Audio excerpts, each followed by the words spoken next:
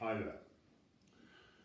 I was going to be interviewed, and I thought a much better idea for YouTube is I just sit here and talk about myself.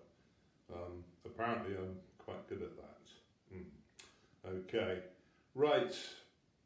I'm from Hampshire, Romsey. Went to school at Priestlands in Romsey in the town. Quite dyslexic at school.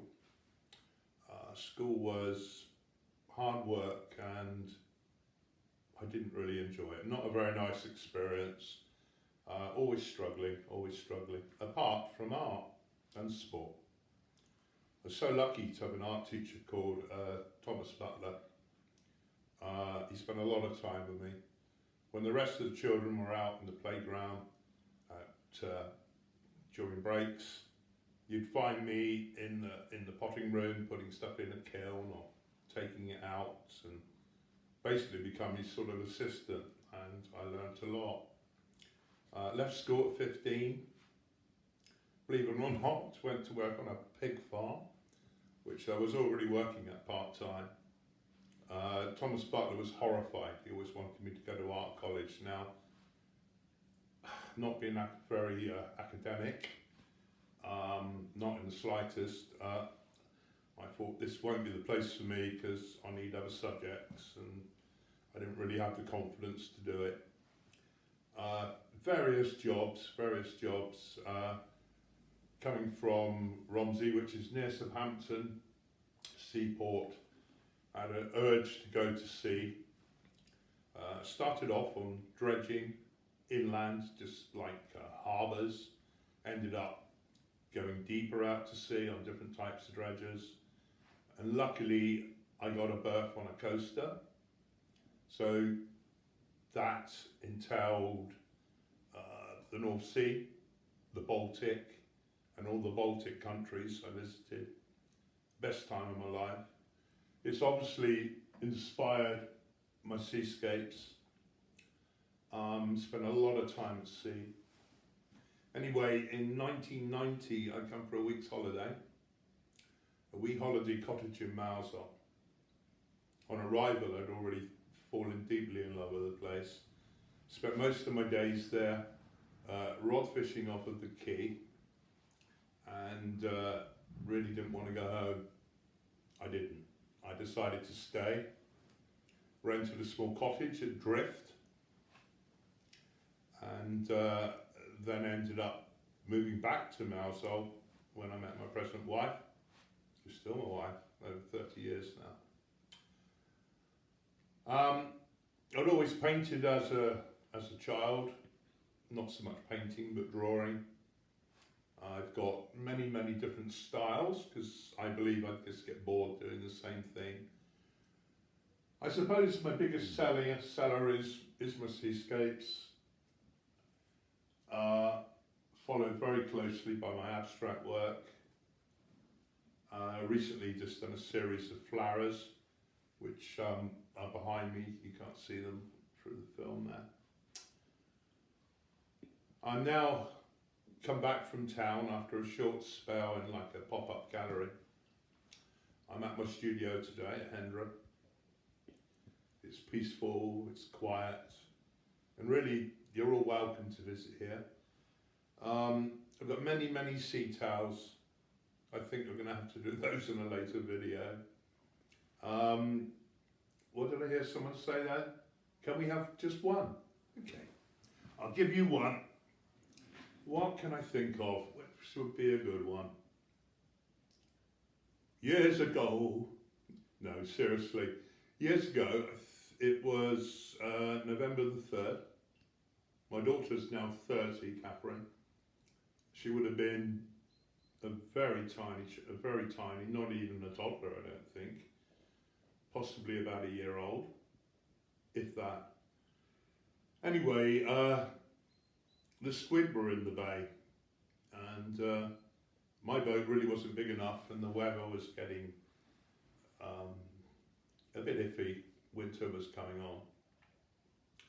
I was offered a boat to work a few feet longer than mine, a lot beamier, wider, and will be better for the job. Anyway, off I went one evening, got off the trees of Mousehole, which is a little mark there, lowered my jigs into a deep hole, used to work 5 jigs, was catching squid, started to get dark, time to go. I got about halfway back to Mousehole. Outside my Mousehole cave was St Clement's Island there. The engine stopped. It was a diesel. I didn't know much about diesels. My wee boat had an outboard, petrol. Lifted up the engine casing, couldn't see anything wrong, and then noticed the fuel pipe had completely split. By this time, it didn't take very long. I was drifting in towards the rocks by the cave, getting closer and closer to the rocks, looking for flares which didn't work. They're all out of date, nothing would go off. Found the anchor, there was no rope for it to reach the bottom. Really my fault, I should have checked a few things out.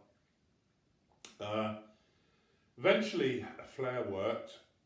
Anyway, the beamer coming across, which is a really, really large fishing vessel out of Newlyn. He come out astern, coming backwards basically. Couldn't reach me. By this time I'm getting close. I can hear his bottom of his ship scraping on the rocks. I didn't draw much water, a lot smaller vessel. And he said, "Can't help," and off he went. So I'm left there. Just there, trying to think about what am I going to do when I eventually hit the rocks. It's pitch black, couldn't see a foot in front of me. It's a strange feeling really. I wasn't frightened. There's no way I was frightened, just trying to think of how to get out of this one.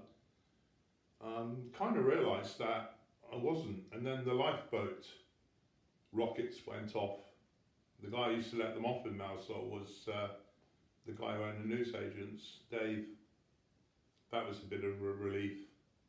But I thought by the time the lifeboat gets here, if they've only just gone off, the crew have got to get to the lifeboat. They've got to get from Newlyn to Mousehole. It's going to be too late for me. I'm going to be on the rocks by then. With a vertical cliff, there's no way I could have scaled it in the dark. And it must have been a miracle. A fast worker, which I mean a fast boat, it didn't draw much water at all. It was a planing hole, coming astern. The boat was called Boy Bear. He threw me a rope and said, "You got one go at this, you best catch it." I caught it and tied it to the stern, and he towed me out, I believe, I can remember, yeah, stern first, and took me back into Mousehole. The strange thing was, being an outsider, sometimes I think the local fishermen of Mousehole found me kind of difficult. I'm not sure they really liked me fishing out of their harbour. My life wasn't made that easy. They weren't very friendly towards me. But that night, I was so surprised. They were all on the harbour. I get a lump in my throat now. And helping. I thought, I've been accepted at last. And we'll do more of the fishing stories